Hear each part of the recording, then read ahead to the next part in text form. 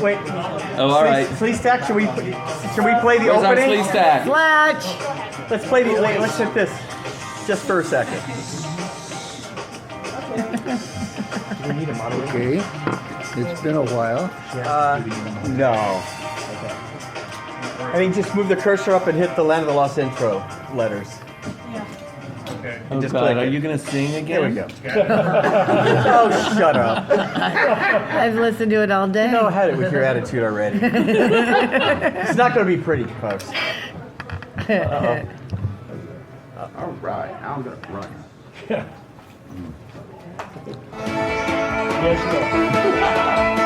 Marshall, Will, and Holly on a routine expedition met the greatest earthquake ever known. The tiny ball.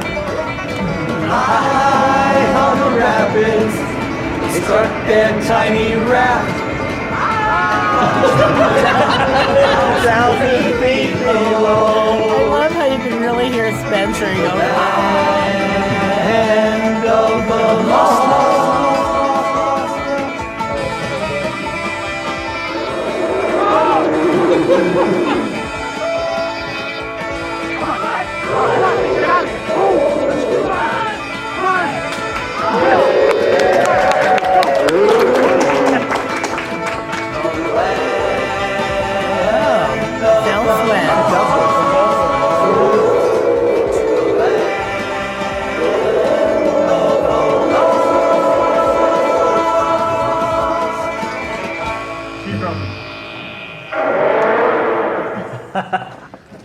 Now, the joke is that we had that pilot episode and the network was terrified.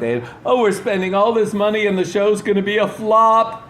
I knew it was never going to be a flop, but the network, they did not know what they had until after the ratings came in. And the show captured its time slot from the very first week and never let go. Well, you guys know David Gerald, who was our head writer. Well, officially I was story editor, but I was doing producing level work. I wrote the Bible, effectively created the show, and hired all the writers and rewrote any script that needed rewriting. Fortunately, I hired such good writers I didn't have to do any of that. Well, you know, I was at Comic-Con with Sid and Marty, and I was a surprise guest with David. And Marty said that the show was initially going to be like the Swiss Family Robinson, a father and a son, just a wilderness, getting lost in the wilderness. And because of Mr. Gerald over here, it became the sci-fi classic that it is. He took it to a whole nother level, which we're so grateful. And of course, these amazing sci-fi writers that we have.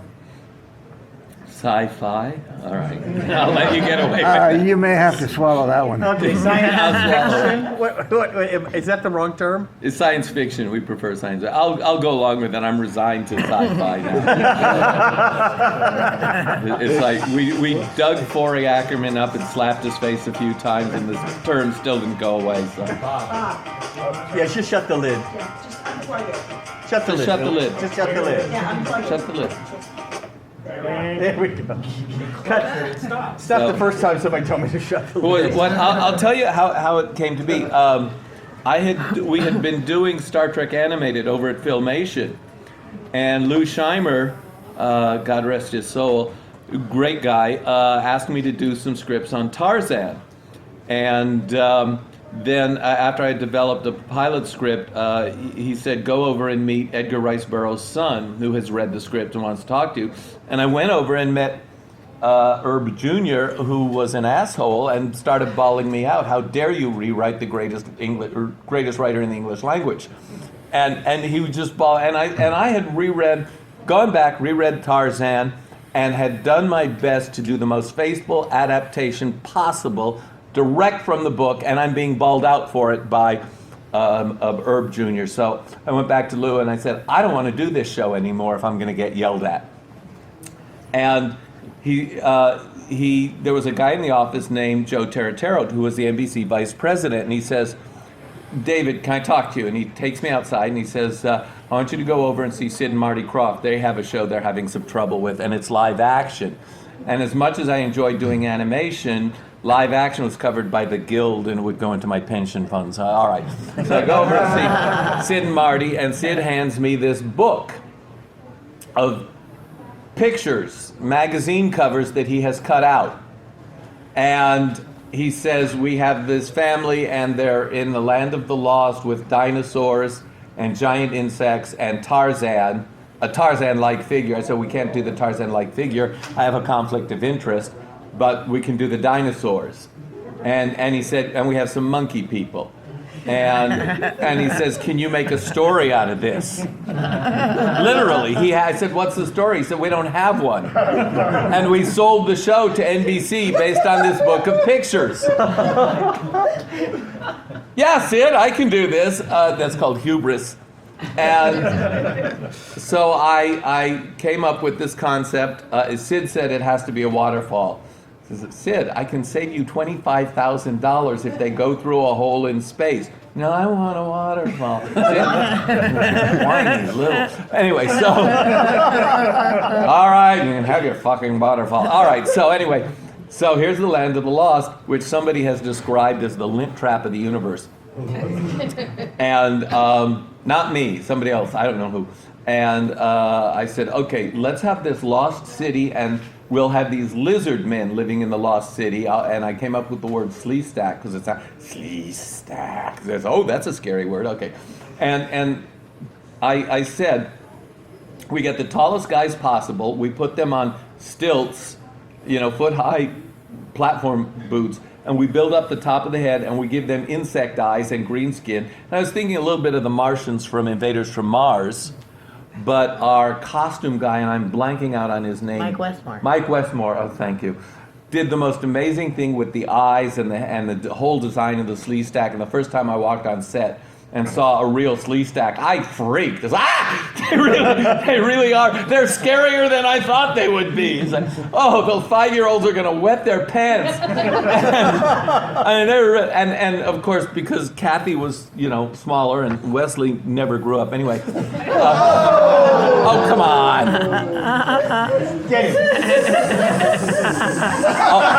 Wesley, Billy Barty looks up to you, okay? So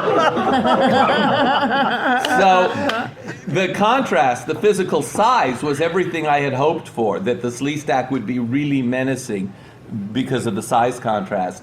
And then we came up, I fleshed out the Pakuni, and later on added the pylons, which were not, there's a lot of stuff I did that wasn't in Sid's picture book, and there's a lot of stuff in the picture book that I just threw out.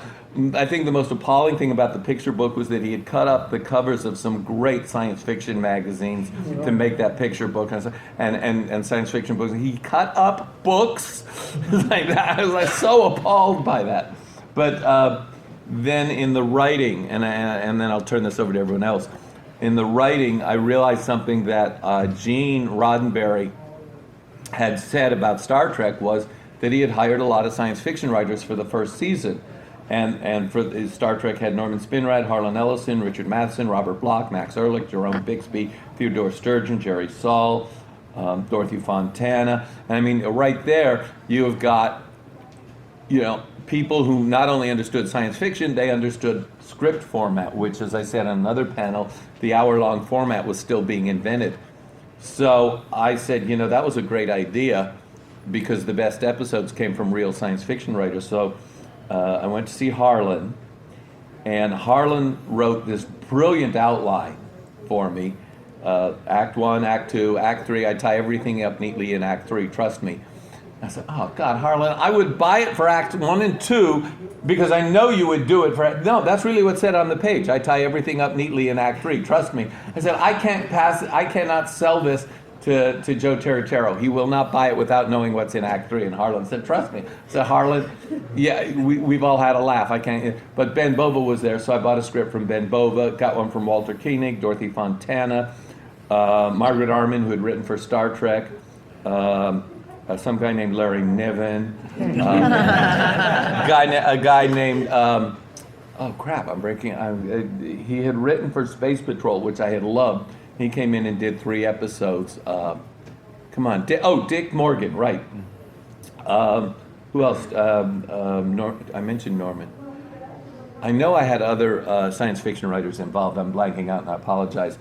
But so that first season was very heavy on science fiction writers, and because I knew the science fiction audience was going to tune into the show because it had dinosaurs, and I wanted them to go, "Oh my God, Big Brother wrote this one," So which they did. We started hearing in the fanzines and whatever.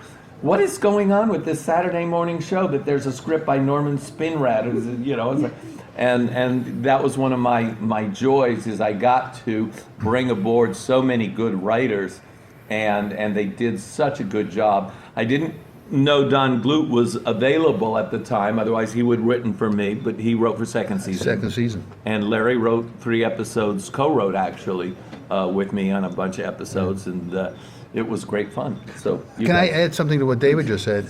It's said that in television and movies, nobody gets there on their own merits. There's always somebody that opens the door and helping hand. In my case, it was David. David brought me into the TV business, and it was not on Land of the Lost, it was on Shazam, which you were working on. And then I ended up writing you left Shazam, and then I ended up working on Shazam, and then you called me about Land of the Lost, but by the time we connected, I think you'd already left that, so I lose your name, I guess, again on the second season. Yeah, it happened as we filled up real fast. I had a space for you and a couple other people, and what happened was the agents would come in, and we needed the scripts, and the pipeline is like television gobbles up material at a very fast rate, and so by the time we could connect, we had filled our first 17. But I would like to publicly thank David finally, after all these years, for opening that door for me. So he's the one who did it.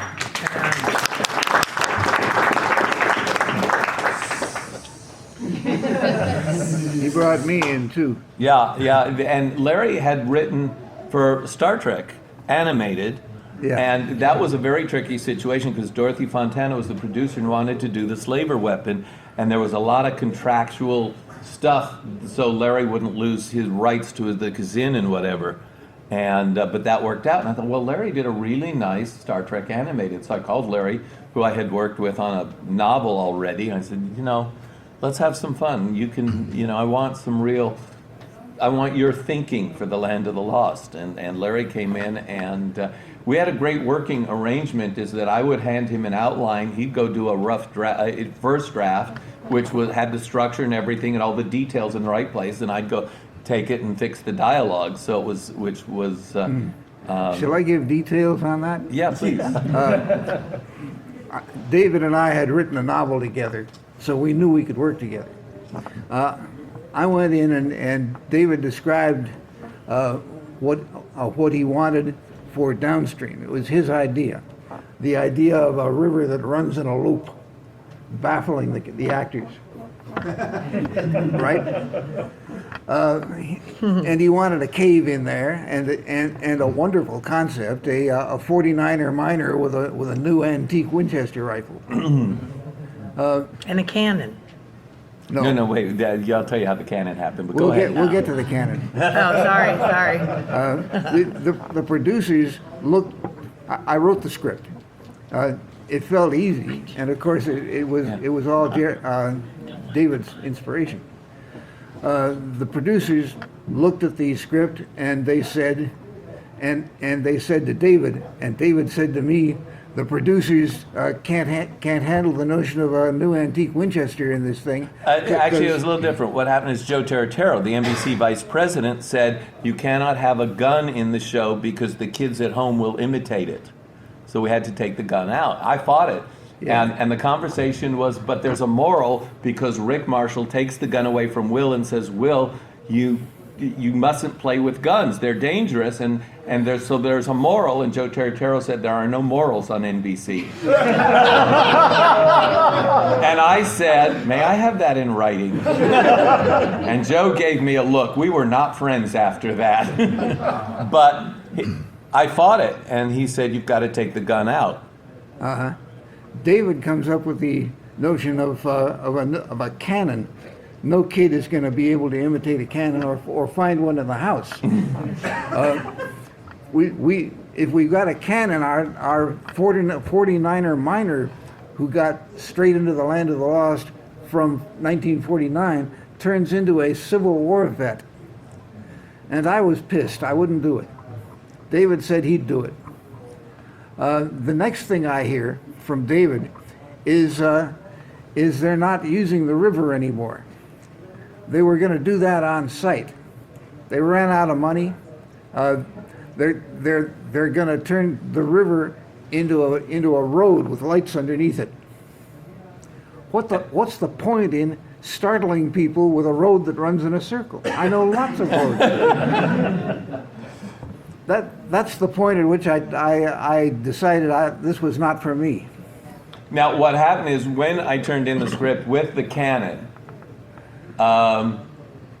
Joe Terratero says, I have to approve this, but I know what you did.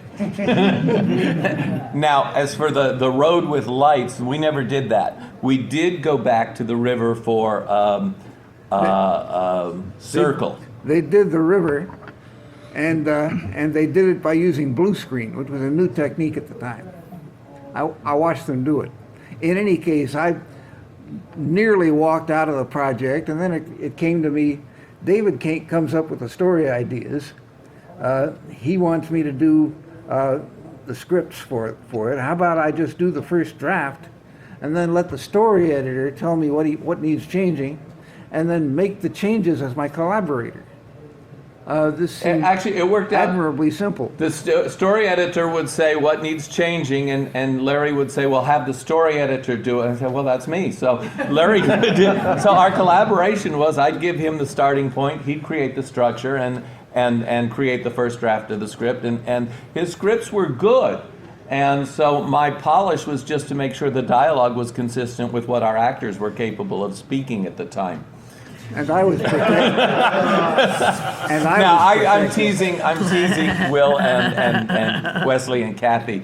And I was protected in case the producers wanted to mess with my precious prose again. Yeah. But it's difficult to write for child actors. It very difficult because actors with enormous experience, when you come off writing for Shatner and Nimoy, these are guys who are masters of nuance. You're writing for kids don't have the same depth of experience. There's nothing wrong, they're in the process of learning it, but you have to write to what they're capable of. And so a large part of the learning process, even into the first few episodes, I knew Wesley could handle everything because he was experienced. It was one of Kathy's first really big jobs.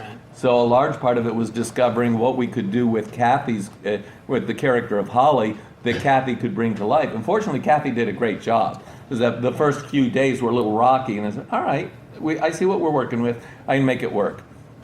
So, and she was a trooper. She was just the best little trooper. I almost did not get the part because at the time I had a very high squeal in my voice that drove David out of his you want me to tell brain. that story? Go ahead. So casting was a nightmare, and we wanted what's her name? Christy McNichol, who's but other shows wanted her too, and they outbid us. And so we're looking around, and Kathy does this great audition, but somebody had turned the treble up on Kathy. And windows were cracking, glasses were shattering, and she had a screech in her voice. And I said, can we just? And I said, she's got this kind of manic quality. And Denny Steinmetz, the director, said, don't worry, I'll direct her. I said, oh yeah, you aren't gonna have time to go to the bathroom once we're in production. He says, don't worry, I'll direct. Okay, fine. So I said, I like the kid, but the voice might give us some problems, right? And it wasn't that I didn't want to hire Kathy. I was just concerned that the voice problem was going to show up. And sure enough, we're the first day of shooting, and we're all in the control room. And Marty and Sid and Denny had all said, "Don't worry about the voice; it's going to be fine."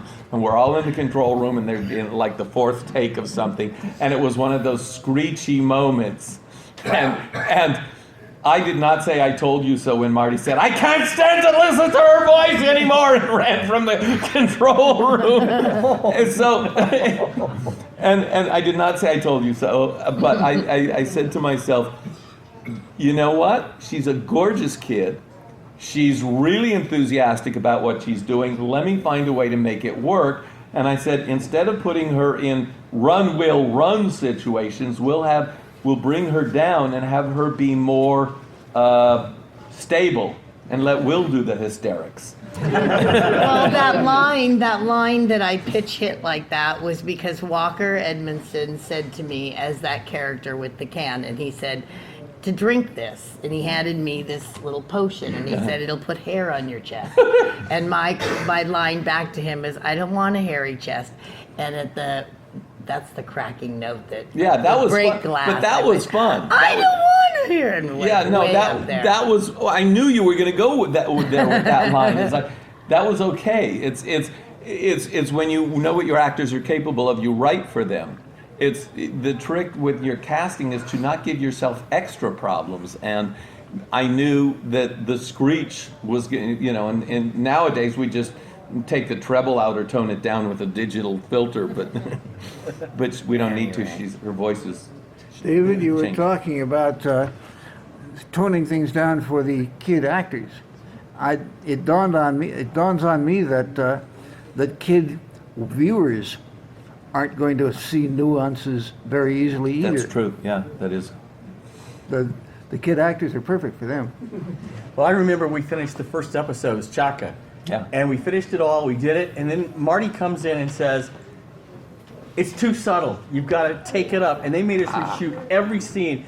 And we had played it kind of real. We played like, run, there's a dinosaur. And Marty says, no. It has to be, run, there's a dinosaur. And they made us shoot everything over. Yeah, we had to reshoot the first. This is why the network was terrified. They said, it's not exciting enough. What? There's a dinosaur and you're saying it's not exciting enough? Yeah. So if you watch the first episode, it is the worst acting you will ever see. It's horrible. It's totally overblown. You've got to watch the first episode and go, oh no. It's really. Somewhere there on might a be. screen, right? The what? It's mostly a green screen or blue screen, right? Yeah. Well, no, we had two sound stages. One was a full jungle, our cave exterior, a lagoon. The other was the interior of our cave, and we had the largest blue screen. It was I think the technology, green screen, blue screen, was 1 year old. It was just starting. But most of the monsters you're having to react to are not really there, right? No, they're not. It was all blue That screen. was Gene Warren Jr. Now, Gene Warren had done the effects for The Wonderful World of the Brothers Grimm. He had worked with George Pal on a lot of pictures, and I mean, the opportunity to work with Gene and Gene Jr. was like, imagine being invited to work with Ray Harryhausen. So, and so we were told we could afford 40 minutes of dinosaur animation for the entire season. That was what Sid and Marty had negotiated, and so I had several meetings with Gene Jr. I said, look, here's what I want to reuse every piece of animation at least 3 times over. Can we make it look different? He said, yeah, we will shoot the dinosaur and then you'll green screen a rock here or a bush there or whatever, or we can flop the thing electronically so that you'll get to reuse the animation. So when we planned the dinosaur scripts, and the way we did it was we'll do 3 Pakuni scripts, 3 dinosaur, 3 Sleestack, 1 for Holly, 1 for Will, 1 for Rick, and 2 guest stars. So you will never know that what you get one week is going to be different from the next week. But for the dinosaur stories, which we used the dinosaurs wherever we could, we kept getting closer and closer to the lost city, and so the stuff with Grumpy going over the rock bridge got to be used a lot. But just for the fun of it, they surprised me on one of the episodes. Grumpy almost falls off the rock bridge. It works real hard to get back up, gets back up, and keeps going. And I'm watching the episode for the first time, had not known that they had cut that in, and I'm going, what? And I was so thrilled because I knew if I was going to react that way, the kids would too at home. Wow. All right, Wesley, what was your best experience and what was your worst experience?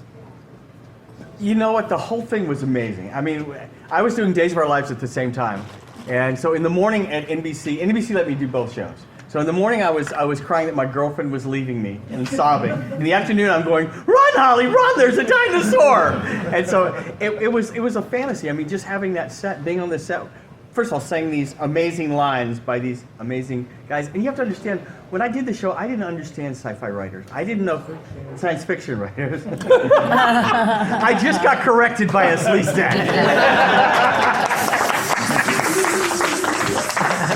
But I didn't realize the magnitude of the writing at the time. I didn't have any sort of concept. And as I've gotten older, and the longevity, the stories still hold up. We get a lot where people will say, oh, it's cheesy effects and all that stuff, even though the effects at the time were state of the art. Now, of course, they're totally cheesy. But what holds up are the stories and the words and the family relationship. And I think when, the thing that, like with the Will Ferrell movie, obviously, is the dinosaur in the room, which was sucked. And Kathy and I did a scene with Will, which got cut. But one of the reasons it didn't work, besides just being slapstick, is it wasn't about a family. I mean, Land of the Lost, we've had a lot of kids come up to us. This was about a family that had lost their mom. There was a real dynamics. David had written this amazing family structure. We had a lady come up to us at Kamikaze Con recently, and she said, I lived in Compton, when the worst part of Los Angeles, and the worst time in Los Angeles in the 70s. And she said, we couldn't go out and play. They wouldn't let us play in the yard. So we would watch Land of the Lost on Saturdays, and we would play Land of the Lost inside our house. And she was crying. She was literally crying and hugging us and stuff. So what it did, it created this dynamic, which I think it was the most amazing. So for me to live that journey as a kid, and to have dinosaurs in the cave to run up, and of course working with Spencer Milligan and Kathy Coleman was amazing. So the worst experience was meeting David Gerald. Stop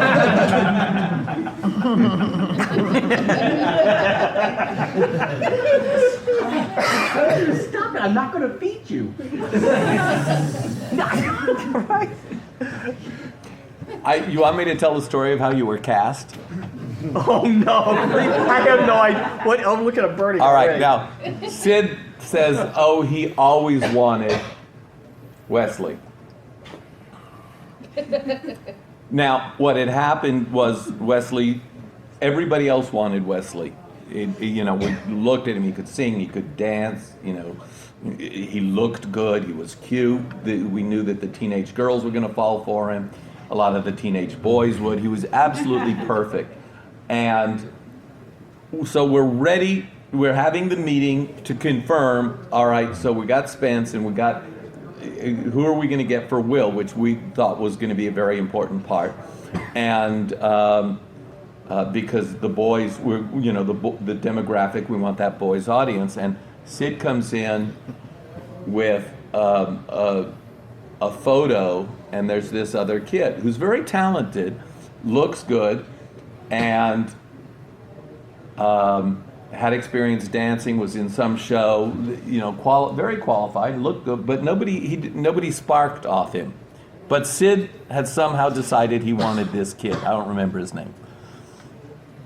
And this conversation is going round and round and round, and Sid is saying, but I like this kid. And then at some point, Sid goes, and I apologize in advance if anyone gets offended by this, but I think this is a great story. Sid goes, well, because we all really like Wesley. And Sid says, I don't know, I think he looks like a sissy. Wait, let me finish. And Marty loses his patience and says, the other kid looks like a sissy to me. And that's when I lost my patience, and I said, well, for God's sakes, let's hire the sissy who can act. Thank you. And Marty says, okay, that settles it. We're hiring Weslly. Wait till I talk to Sid. No, please don't. I will call him. Please I actually do not. left him a message 2 days ago. Please do not, because he doesn't. Sid does not remember breakfast. Recently Sid and I talked to Sid. Well, you never talk to Sid. You listen. To Sid. I listened to him for about an hour and a half the other day. He was telling all of his stories, regaling me, and he's amazing to listen to. Half of what he tells you is made up, and the other half never happened.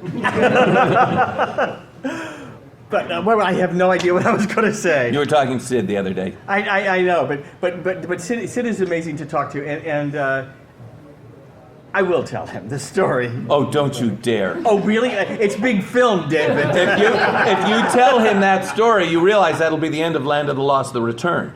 Oh. Okay. And that'll mean no work for you. I have one question. Who's Sid? Thank you. Can I tell a good and a bad? Yes. Oh, it's your turn. Okay. Yes. We wanted to give you So your turn. my good was that prior to getting Land of the Lost, I did a lot of commercial work, and my mother used to give me a prize for getting a job, right? And I was the youngest of 10 kids, so part of my money went into the family. My mother was a single mother. But she said she always promised me if I ever landed a series that she would buy me a pony, because having a horse would be a monthly expense, right? So the day, she stayed true to her word. I love my mom for this. The day I signed the contracts to Land of the Lost, we went that day and she bought me my pony. But now having a horse, I wasn't allowed to live in Hollywood. We had to move outside of it. So that's my best, that I got the pony, and they actually wrote his name into one of the scripts. I got to say, I miss Comanche, because that's all I talked about on the set was my pony this, my pony that. And my worst part is one time I really got laid out by Marty. He was so angry with me because I wasn't memorizing my lines. But because we lived so far out of town, I would get up really early in the morning with my mom to drive in and have a full day on the set, and then those hours to drive home, and then get home and study my lines. And sometimes my mother would find me asleep on the toilet at night because I was just so tired. I know. No. I didn't Sorry mean for that to laughing. be bad. It's funny. I was just so tired. She'd say, go to the bathroom before you go to bed. And I'd be in there asleep on the potty. You get to put the lens in the toilet roll? I have to tell you, it was, despite the fact that there are very strict rules for child actors, and we did our best to honor those rules, it is a grueling job. It is grueling, and the kids worked harder than anybody else, because everybody else had already learned how to goof off on the job and sleep while, relighting. Everybody else had learned how to sleep their way through the job, but the kids were really excited about doing the work. Right, and Chaka was a kid. It Yeah. wasn't Ron Howard's brother, by the way. but he was the youngest black belt in karate. And if you Google him on the Johnny Carson show, he takes Johnny Carson down. He's like this tall and pulls Johnny down in this great YouTube video. You got to find it. And he was just a little bitty boy. And so the two of them. Well, we're a year apart. I'm a year older than he is. Yeah. So it really was like having kids. I remember once when Kathy had to cry. She couldn't cry. And I went up to her and I said, Good Dog God. died. I told her her horse died. They used to do that kind of thing to Shirley Temple, too. Yeah, she cried very well. It was amazing. Oh my God. All right, Don, what was your experiences on the show? Well, I only wrote one episode. Did you get to the soundstage at all? I went to the soundstage, but they gave me the wrong date. So I came down to see my show being shot, and it was a show they did the day before. Oh. So I spent the whole day, it was green screen or blue screen day. Yeah. It was a huge blue screen. We would shoot an episode in 2 days. With Star Trek, we would take 5 or 6 days to shoot an episode, and there was time for actors to have lunch. But with Land of the Lost, there was a budget of $35,000 per episode. I don't know how we did it. But I was at the premiere with Will Ferrell movie because Kathy and I did a scene with Will that got cut, thank God. And so Phil Paley played Chaka. We went to the party afterwards. They had this huge party. It was at Grauman's Chinese up at the at Highland and Hollywood. It was every celebrity was there. of course, they didn't invite the writer. Yeah, and it was unbelievable. Yeah. And they had ice sculptures and Land of the Lost things going on. And, they'd spent $100 million on this film and $100 million on PR. And so Phil Paley and I are looking around. We're standing in the corner because nobody's paying any attention to us because we're the has-beens. And we're looking around, and I said, Phil, you realize that the cost of this party is more than all 3 seasons of Land of the Lost? And I'm not kidding, it was. Speaking of money and budget too, one of the things I remember is the reason I wrote the episode I wrote, which was called Blackout. They had an episode already scheduled for. The plot was that the sun was out 24/7. It was out all the time. So I said, well, this would be nice. Flip of the coin. We'll do one where there's no sun. It's just night all the time. And Dick Morgan, who David mentioned, told me, he said, we have no money left. You can't write any new dinosaur scenes. And to me, I'm a big dinosaur guy, so that was like, but lo and behold, when I saw the episode, they shot one new scene, which they just stuck in at the very beginning, and that was a nice surprise for me. See, that's dumb. I was like, hey, if I was going to have a dinosaur No, it was a story, I'd go to T-Rex Don and a Bluth. Triceratops. It's like like the Encyclopedia of Dinosaurs. He's got it all crammed between his ears. That's all in there. So Don and I have known each other since 1961 since college. or 63 at USC Film School. And we both assumed the other was too weird to ever work in the industry. Well, you came with Don Reed, not me. Oh, well, Don Reed was I was a member of this fraternity, ZBT. God knows why I thought of being in a fraternity was a good idea. I was very young and foolish, and Don Reed had somehow appointed himself the ZBT tutor, which meant he got to ghostwrite everybody's papers. And he was the most thoroughly annoying little Creep. Yeah, that's a good word. That's polite. He was just, and he was obsessed with one of the members, a guy named Don Benjamin, and followed him around like this puppy who hadn't been petted. And then he started the Count Dracula Society and would go, I'm going to put you on my board of supervisors. Thank you, Don. Please don't. And later on, he started the Science Fiction Academy, whatever it was, and the Saturn Awards. And I was like, Don, I don't want to be anywhere near you, please. And he says, he calls me up, David, would you like a Saturn Award for the trouble with tribbles? I can arrange it. We can give you a Saturn Award. And I thought, oh yeah, right. Thank you very much, Don. No thanks. If the award is that easy to get, I don't want it. So, but he was just. I don't know anybody who liked him. I think everybody kind of put up with him. Tolerated. Yeah, and he showed up at a lot of science fiction conventions too. And those who, if you knew him, he was indelible, but it wasn't that you were glad he was indelible. One thing I could add too, not about Don Reed, but the writing of that episode, it was due like on a Monday, and I hadn't even started it yet. It was like on a Saturday or something.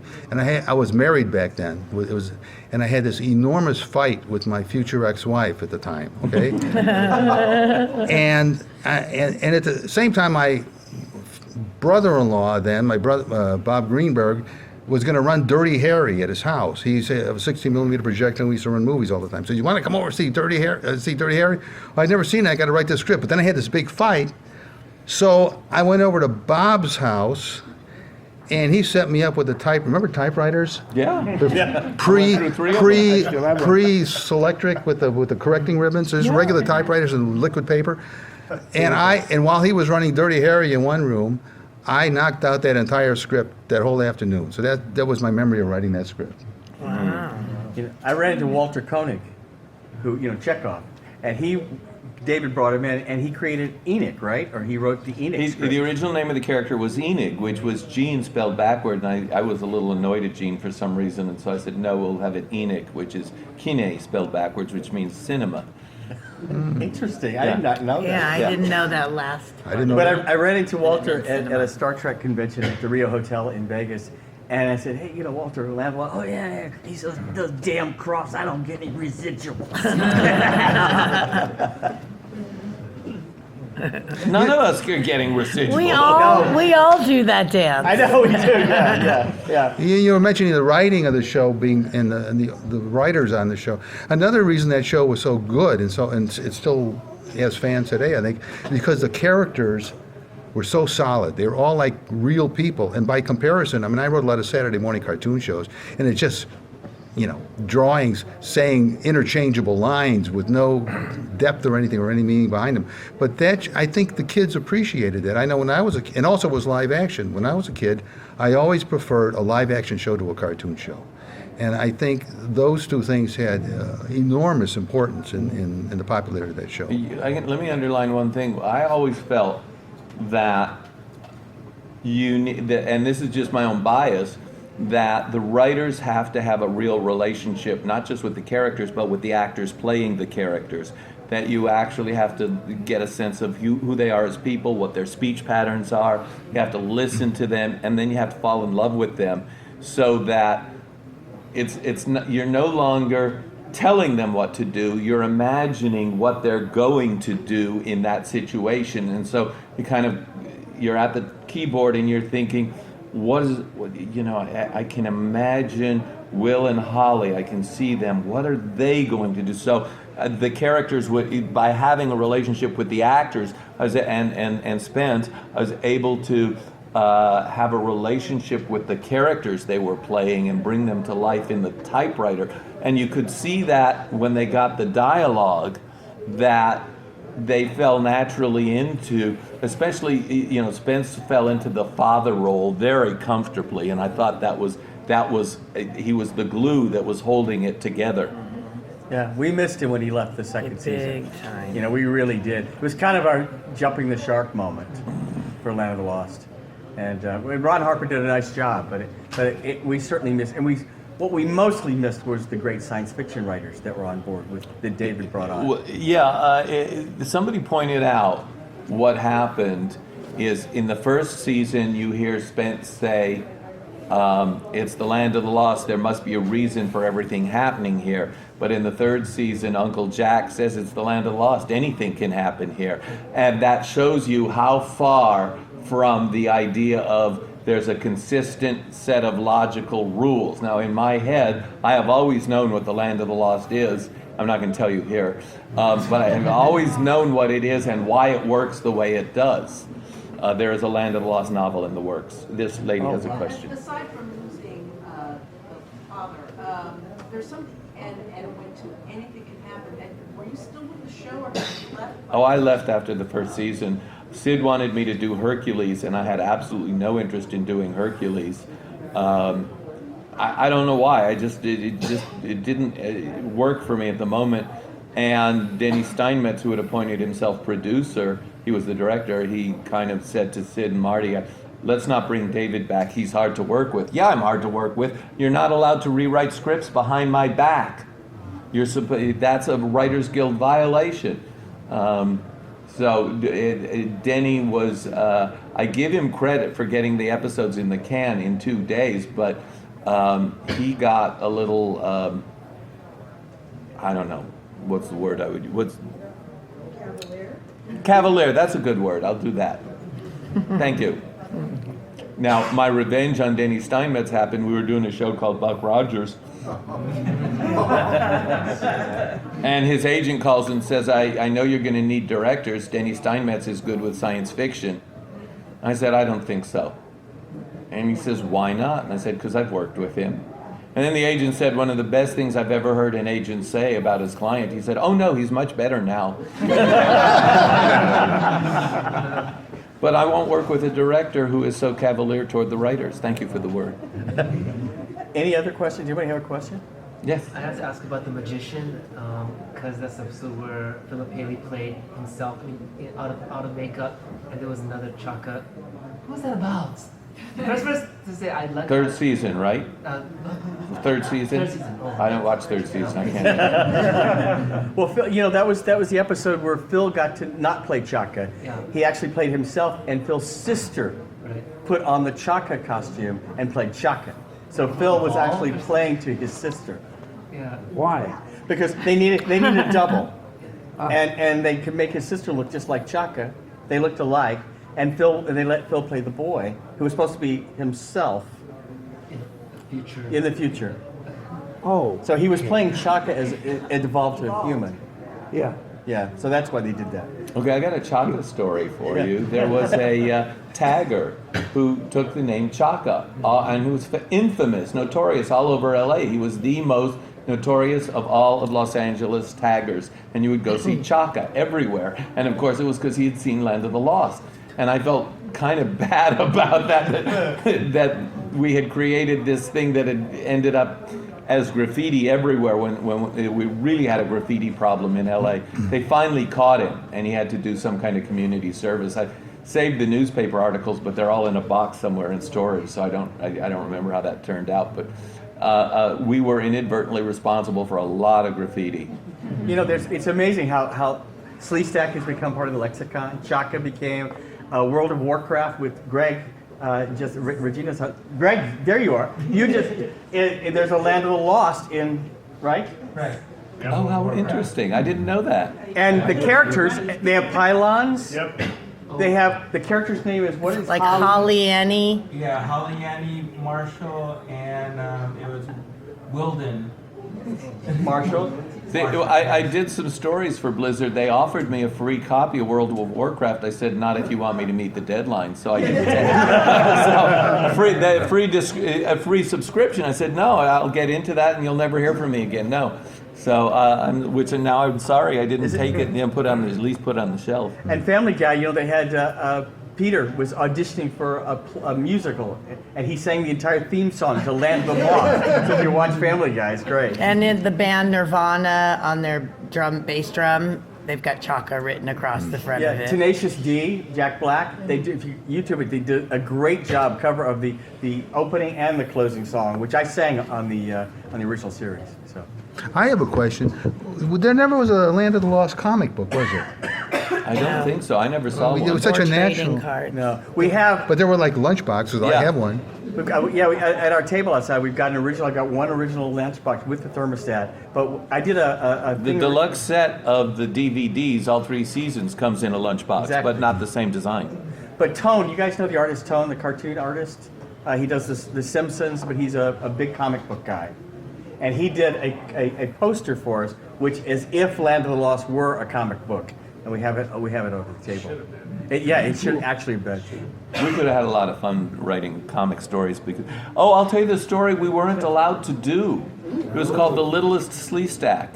And Will and Holly find an egg, and they bring it back to the cave and hatch it, and it's a baby Sleestack. And I thought, that'll be easy to do because we have the guy in the Sleestack suit and the green screen, and and so it'll be, the effects were going to be easy to do, and they raise this little Sleestack. Well, of course, Enoch and the other Sleestacks, we want that baby.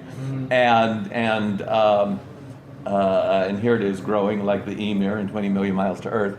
And we want that baby. And Rick Marshall realizes they have to return the Sleestack baby.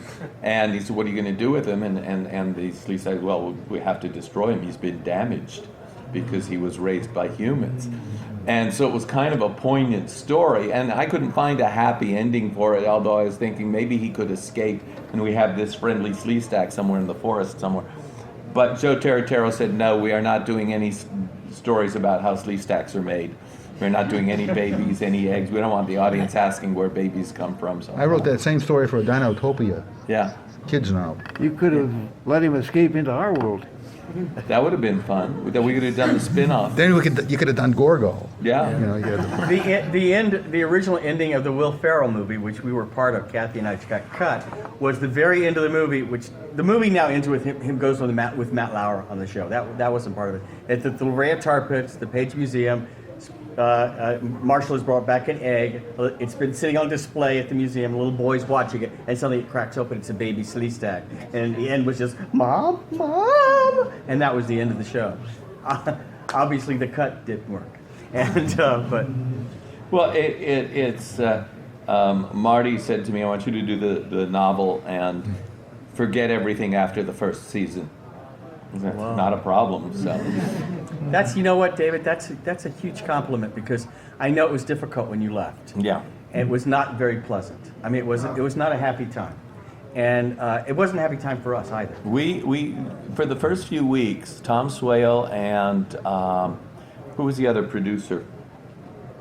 I can visualize him. I can't remember his name. But we'd get together in his office, and he'd open a bottle of scotch, and we'd give a little drink, and we'd. Oh my God, we got through another day, and it was good for our morale, because and once we burned down Goldwyn, and we had to. Zimmerman? Yeah, I think no, Zimmerman Was the guy with blonde hair? Yeah, I think so. Anyway, we had burned down Goldwyn. We had to move over to Chaplin Studios, and we were also overworked trying to rebuild everything that that disappeared. Our evening. John Kubishon. Right. Anyway, so and I was just What was his name? we had real morale going for a while, and then went into production, and that was the end of morale. I was like, oh God, it's because there were people pulling in about 6 different directions, and you could see the frustrations on the soundstage because the crew knew what was that people were pulling in different directions. But whenever we focused on let's just get this episode in the can and do a great job, the morale would pick up. Oh look, we're doing something good. But for Marty to say to you after all of it Yeah. went on, to come back and say, basically admit the first season was the real Land of the Lost. Yeah. And David's been writing a new novel based on it, and Marty actually said at Comic-Con that when he finishes it, he's willing to do the movie Yeah. based on David's new novel. Yeah. What happened is I did about 30,000 words and gave it to my agent to see if we could start looking for a publisher. And he sent it back to me and he says, we have a little problem. I said, what? He says, well, there's 2 novels here. One is the adult novel and the other is a young adult novel. And you're going to have to decide which one you want to do, the young adult or the adult novel. I've done both. And I said, well, which one is going to make the most money? And he said, the young adult novel. So I've been going back through those 30,000 words, trimming out all of the, and I don't want to say adult stuff, but a lot of the techno babble that I was having so much fun with is disappearing, and so, which is probably a good thing anyway. So, and I'm about half done with that, and I pretty much know where I want to go, and we will reveal. First of all, we have to revisit everything to reestablish the Land of the Lost.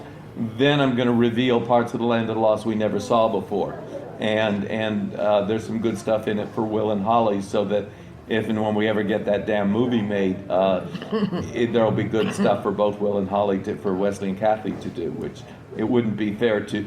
Spence doesn't want to do any more acting, but I would love to be able to bring Will and Holly back to the Land of the Lost, too. Yeah, it was heartbreaking. I can tell you when they did the Will Ferrell movie, and we really weren't included at all. And the scene we shot was not written for us. It was just 2 kind of day players, a man and a woman, and they just with Kathy didn't even have a line. I had one little line with Will, and it was very sad. I mean, for us, it kind of broke our heart because we've been waiting for this for almost 40 years. It was disrespectful to you guys. Yeah. Even on the outside of our trailers, it said the man and the woman. Yeah. I mean, when they did that first Superman movie with Christopher Reeve, they acknowledged they had Kirk Allen and Noel Neal in the train. Right. And it was a nice moment. They were acknowledging, yeah, we know you fell in love with Superman on TV, and so did we. And to leave Wesley and Kathy out, to just throw them away like that was just rude, wrong. We did, I don't know if you guys know, but I had not seen Spencer in 38 years since he disappeared after the second season. And been 38 years. And Kathy had seen him, I think, once and twice. Anyway, we took a film crew about a year ago. Phil Paley, Chaka, Kathy, and myself, and we took this film crew and knocked on his door in the Milwaukee area. And what happens is kind of astonishing and odd, and they're doing a documentary on it. It's been edited, they're putting some new footage, and Spencer has agreed to do a prologue to take another film crew there and explain why what happened. And I think it's going to be very interesting. It's going to be called Searching for Spencer, Land of the Lost. Cool. Somebody, you had a question? Who else had a question? Yes, the lady behind you first. I almost more of a comment and a thank you. And it turns out that Kathy's voice is responsible for me being in this room because I was so drawn to a strong female character because we're about the same age, and I so identified with her. And if it had been flipped, where she was the one going, hysterical, as opposed to the other way around because of her voice, that was very instrumental as a girl growing up at that age, in that era. It was her and Wonder Woman, and those are my 2 heroes on TV, I swear. And so thank you. Get down. Thank you. Very nice. Yes, you had a question. Walter Koenig used to say that in that interview, I think on the DVD, that his script was changed a lot, and I was curious to know. Yeah, what was that changed. happens. Story editor decides. It was my favorite episode. I thought that the mythology that he established was perfect. Well, yeah, he had Enoch coming from the future, and I said, let's do the opposite. Let's make it spookier. Enoch is coming from the past. And there were other changes, and Walter's a grown-up. He who's on Star Trek. He understands. By the time you get to the shooting script, there's going to be rainbow color pages. No writer likes to be rewritten. Right. No, I mean, even if it works better for the series, even if it fits, even if you understand the producer's vision, you say, "But I wanted to do it my way." Walter is very stubborn about his writing, and I certainly understand it because I'm stubborn about mine. But when you're writing for television, you're part of a team. When you're writing your own book or play or novel, it's all yours. And I will tell you, I've had arguments with publishers over the copy editor wants to do it this way. And I said, are we going to put that on the cover? Written by David Gerald with terrible copy editing by... If you want to do that, I'm fine with that. The publisher said, okay, you've made your point. There is another story, and I forget the name of the writer. He arrived for a meeting, and he had come from his reserve meeting, and he put his Uzi on the table and said, today the writer gets his way.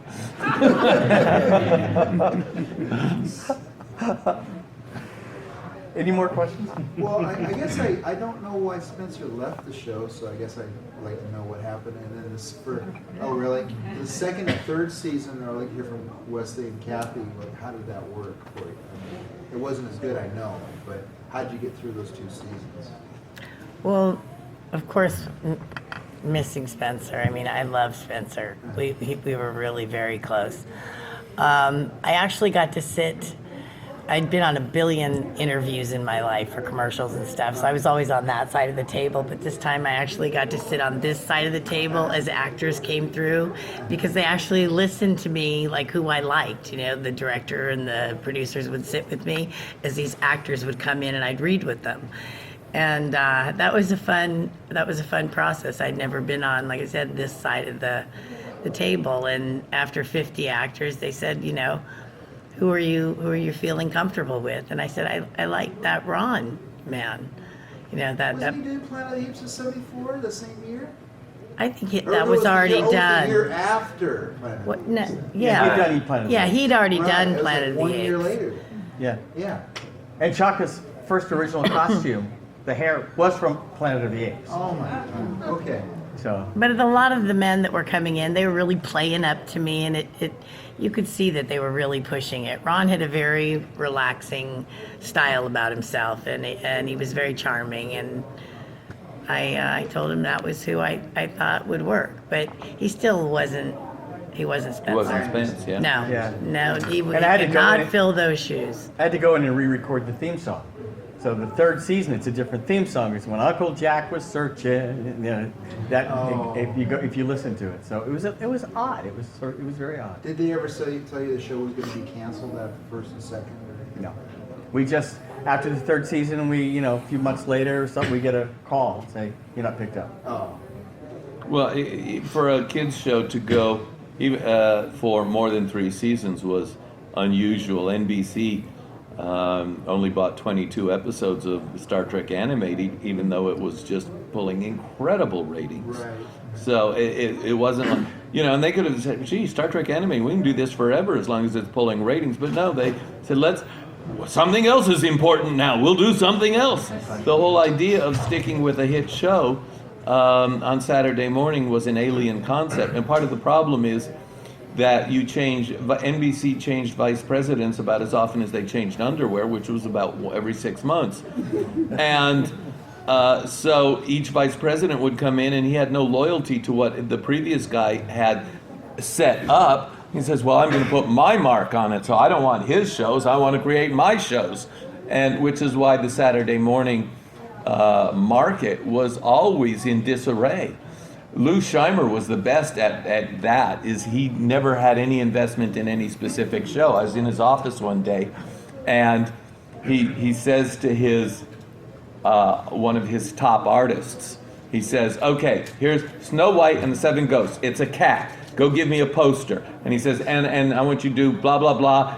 Give me a poster. And so then NBC would come in, and they'd have all these posters lined up and says, and we can do this one, Snow White and the Seven Ghosts. This cat has got the 7 ghosts from his previous 7 lives. You know, cats have 9 lives. And that was the entire Bible right there was the poster. And then he'd talk about the next one, and the NBC vice president would look and say, okay, we'll take that one and that one. And that was how Lou Scheimer would sell shows. And then he'd go to the staff writers and say, I just sold this show, get me scripts.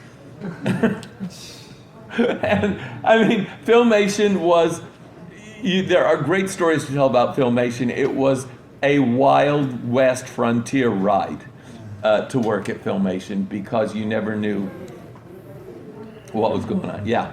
I don't think I have a question so much as the comment at the time your show was on, because I was an adult watching it, and so I don't think there was anything quite like it for the adults on the side-by-side either, because you caught it right at the right time. I'm trying to remember what was on at that point. One of the decisions I made in the planning of the show is, and I had majored in children's theater at CSUN, and from the woman who wrote the book on it. So I understood, we had long conversations about the best way to do a successful children's show is write it for adults. So adults can enjoy it, because they're the ones who are going to buy the tickets, and make it accessible to the kids, which is you put kids in it as the heroes. And so that was what I brought to Land of the Lost, was I said, we're going to write this show as if it's a primetime show. That was my attitude. We're writing a primetime show that's going to be on Saturday mornings. And that was one of the reasons why the audience responded so well. The science fiction fans showed up for it because they recognized we're doing real science fiction. The best you could do on a Saturday morning show. Yeah. It's kind of along those lines. Another thing that I noticed at the time was, unlike anything else on Saturday morning, except maybe for Star Trek Animated, I felt there was a real sense of danger. Bad stuff could actually happen. Yeah. Although it typically didn't, but there was a feeling that it really could. Well, I always liked seeing how smart our characters could be, how they could find their way out of situations. So I do have a story about, we were going to try and bring Land of the Lost back in 1987, and we had a meeting with ABC, and the ABC vice president was a real, not a nice person. And she starts off, now Power Rangers has been very big, so here's what I want you to do with Land of the Lost. And I said, I understand. And she says, now you don't understand Land of the Lost. I said, excuse me, I created Land of the Lost for Sid and Marty in 1974. And she says, well, you don't understand children's writing for children. I said, my major was children's theater from Mary Jane Evans, who wrote the book on the subject. And she says, but a lot has changed in television. You haven't written for Saturday morning shows in a long time. I said, actually, 4 months ago, I just did 2 scripts for The Real Ghostbusters for Saturday morning. And she kept trying to tell me that I didn't know what I was doing. And I finally said to her, listen, you're the vice president. You know what you want to buy. I can deliver it. But stop telling me I don't know what I'm doing, or I will just get up and walk out of here, because the whole reason for having me here is I'm supposed to know what I'm doing. And the guy that Sid and Marty had sent with me, who was going to negotiate the deal, the blood had drained from his face because I was not kissing ass. And I was not kissing ass because I was already on staff with Star Trek Next Generation. I didn't need this job, although I was really excited about the possibility of doing a Land of the Lost and the Return. But, you know, and particularly because Star Trek was going south at that point.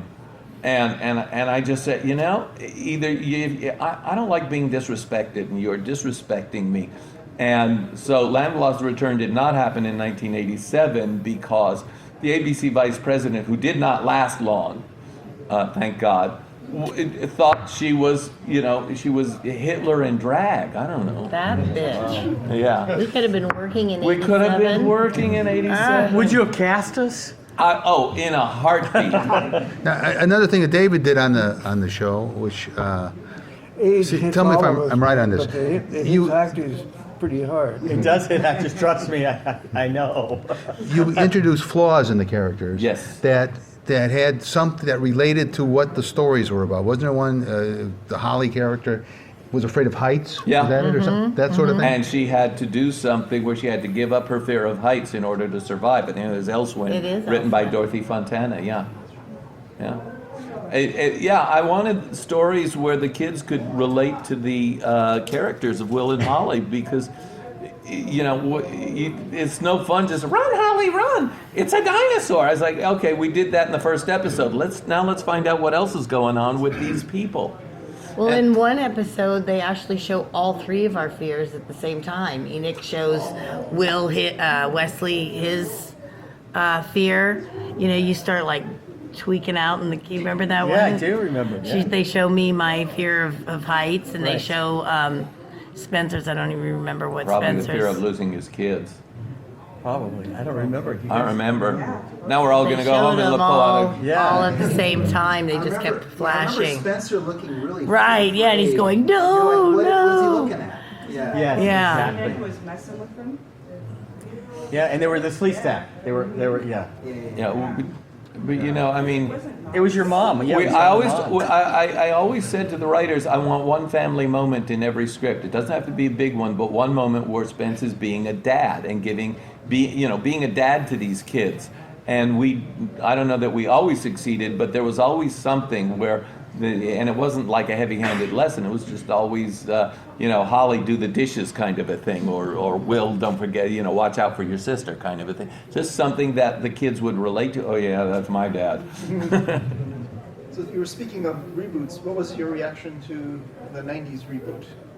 I think I saw 2 episodes of it, and I thought, gosh, those effects are impressive. I wish we'd had that kind of budget. Bet they don't have any writing, right?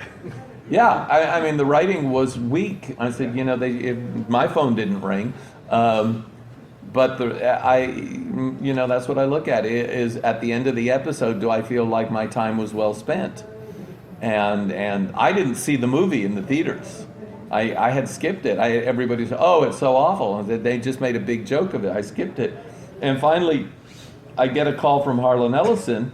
He says, I just watched the Land of the Lost movie. I had a good time with it. And I thought it was pretty good. I thought, okay, Harlan, you are so out of touch with what everyone else is. But Harlan was never a big fan. So I said, oh, well, that's interesting. I'm glad you enjoyed it, being very polite. So I said, well, if Harlan had a good time with it, I should probably have a look. And when it finally... No. And when it finally showed up on the satellite, I watched it, and I thought, what a piece of shit. I wasn't bored with it, and I loved seeing the effects and how many, and seeing the sleeve stacks, but it was like, what a piece of shit. Why did and the thing is, I admire Will Ferrell. He's one of the most courageous actors. It doesn't matter what you ask him to do, he will give you 110% of it. And it's just, nobody knows how to direct him. They always go for the slapstick. And which was the same problem with Robin Williams. This is a guy who is so good that the only way to get the best out of him is tone it down, dial it back a notch, bring it way down, understate it so the audience has to lean forward and listen. And you can see that in The World According to Garp with Robin Williams, where the director kept telling him, bring it down. If the director on any Will Ferrell movie had said, dial it back, Will would be a whole other comedy phenomenon. But right now he's like Dick Shawn. It's like he can hardly wait to fall down and make an ass of himself. It's like, we know you can do that. Show us what else you can do. We were watching the movie Grauman's Chinese, the premiere, and when Marshall kisses Holly in the movie, because he does that, it's not, in the movie it's not father-daughter, it's scientist and assistant. But for me, when he kissed her, I just went, what? I mean, I really had a visceral effect. It was You so. think you did?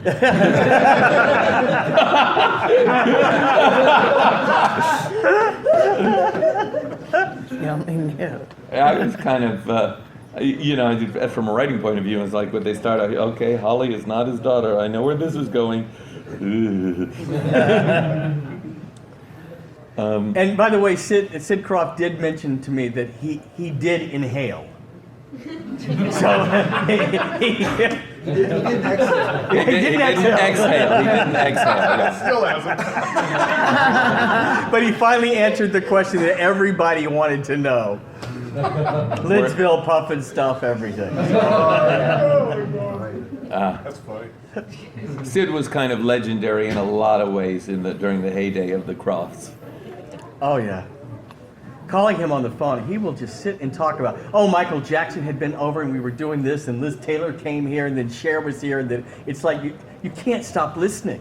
I mean, literally, I don't want him to get off the phone. It'll be 2 hours, and I beg him to please more. Mama Cass, when she was here, and I mean, it's amazing. That man's life. The Crofts, you know, Land of the Lost was, I think, the longest running show they had for Saturday morning, 3 years. I think the others were mostly 2 years, some 1 year, and they're quite amazing people. It's like Mutt and Jeff, Sid and Marty. The way to understand them is they're both recorded at the same speed. Marty's being played back at 78 and Sid's being played back at 33. I even met Alice Cooper, and he's a big Land of the Lost fan. He loves all the Croft shows and stuff. He said he had a house in Hawaii down the road from, I don't know if it was Sid or Marty, but he said one of them had a house down the road from him. But big time Land of the Lost fan. I always liked Sigmund and the Sea Monsters because they had to shoot 3 weeks of Sigmund and the Sea Monsters before we could shoot Land of the Lost, and we're going to turn the Sigmund Sea Cave into our Land of the Lost cave, just a paint job. And so I was showing up on the set, and here's Rip Taylor, and the director would say, "Give me a triple whammy with a ramadama," and you know, and the director would say, "Could you give me a little more flammery?" And Rip Taylor was just so much fun to watch, and he was a nice guy too. And then here's Billy Barty, who you never saw Billy because the sea monster was just like this green lump. It was like Swamp Thing hadn't gotten out of bed yet. But it was hard work for Billy because he's inside this heavy costume. So, but it was just great fun to watch all of those kids. I think, was it Johnny Whitaker was? Yeah. And it's just great fun to watch. And Walker was the voice. Yeah. Walker Edmiston, who was all over Saturday morning television everywhere. It was just a great thrill to have him play our minor 49er. Rip Taylor told me that, you know, the Crofts burned down Golden Studios. You know, it was the morning they were getting Sigmund the Sea Monster, they were getting everybody in makeup, and a fire started. I was there, I can tell you there was this overhead thing and it was some kind of styrofoam, and the lights were too close to it, and so we see smoke coming out. And somebody says, "Go get a fire extinguisher, we've got smoke." And then we get flames licking. And as long as it was horizontal, it wasn't spreading. But as soon as it hit a piece of vertical, suddenly there's this sheet of flame. And I realized, I think I was one of the first one to realize this is not going to be handled quickly. And I shouted, "Out, everybody out," which I had no authority to do. But I was the first one to shout. And suddenly everybody realizes, and there's this great rush for the door. And there was a fire alarm thing and I couldn't open it because I was hammering it with a can of Coke. Poor Tom Swale got splashed behind me. And everybody got out in time. One cameraman tried to save his camera. He got a little burned.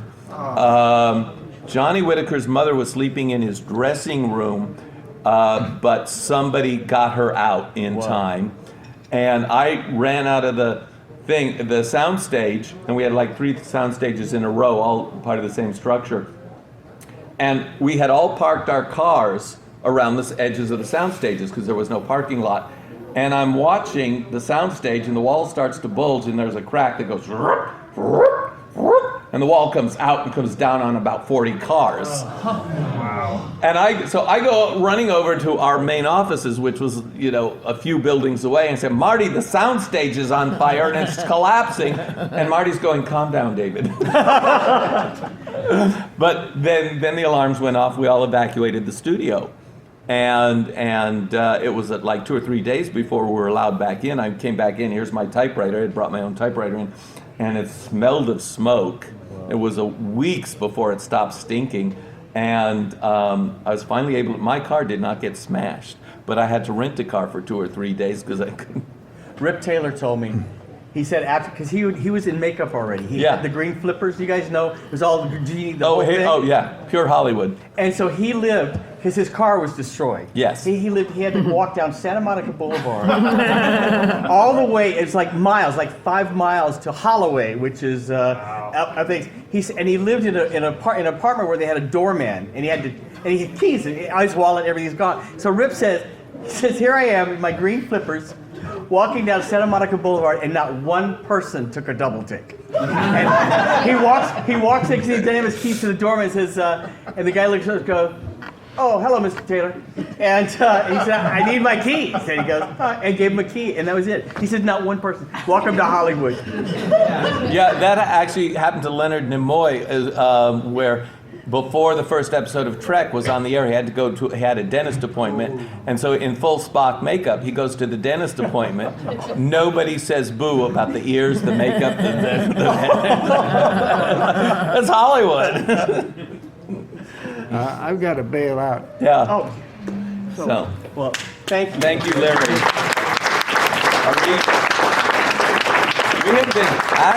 We've been here for almost 90 minutes. We should say thank you to you.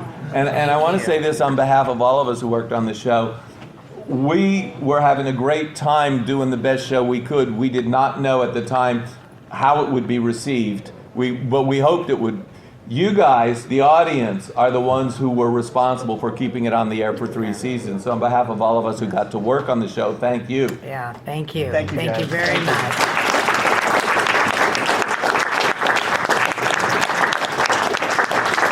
And thank you, LosCon, for inviting us all. We really appreciate it. We want to see that movie. Yeah, okay.